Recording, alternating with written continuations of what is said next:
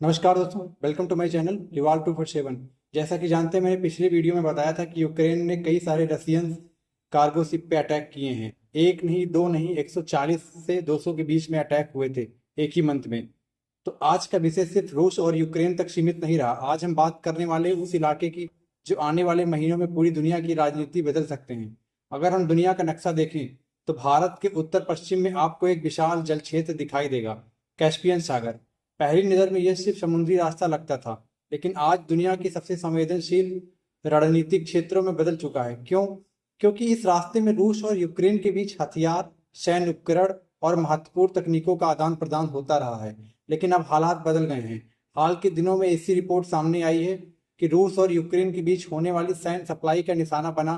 इस घटना ने पूरे क्षेत्र में नहीं, पूरे वर्ल्ड की समस्याएं और तनाव बढ़ा दिया है। अगर यह सिलसिला आगे बढ़ता रहा तो सिर्फ दो देशों का विवाद नहीं रहेगा, बल्कि यूरोप, मध्य पूर्व और एशिया तीनों क्षेत्रों का प्रभावित कर सकता है।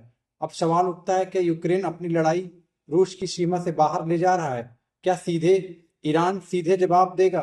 अगर ऐसा हुआ तो क्या दुनिया एक बड़े युद्ध की तरफ बढ़ सकती है? आज हम किसी सनसनी के नहीं, सिर्फ तथ्य और राजनीतिक विश्लेषणों के आधार पर पूरी तस्वीर को समझेंगे।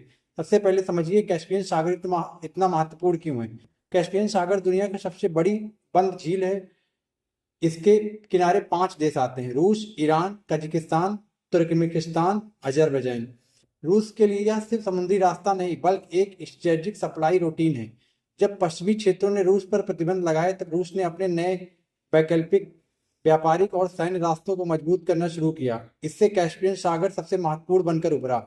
यहीं से रूस ईरान के बीच व्यापार बढ़ता गया, ऊर्जा सहयोग बढ़ती गई, रक्षा क्षेत्रों में तालमेल बढ़ता गया। इस क्षेत्र में होने वाली हर छोटी पूरी घटना नजर में रहती है। आखिर रूस और ईरान इतने करीब क्यों आए? कुछ साल पहले तक दोनों देशों के रिश्ते सामान्य थे, लेकिन जैसे जैसे पश्चिमी देशों का दबाव बढ़ा, रूस और ईरान के राजनीतिक हित एक दूसरे से जुड़ते रहे।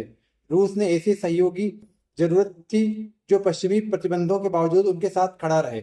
दूसरी तरफ ईरान को एक ऐसी बड़ी शक्ति चाहिए थी जो संयुक्त राष्ट्र संघ और अंतर्राष्ट्रीय मंचों पर उसका समर्थन करे। यहीं से दोनों देश के बीच में रक्षा सहयोग तेज हुआ। Drone technology, missile system, electronic warfare, logistics, missiles जैसे क्षेत्रों का सहयोग बढ़ने लगा। इसी सहयोग से पश्चिमी क्षेत्रों की चिंता बढ़ती गई। जब यूक्रेन की रणनीति क्या है?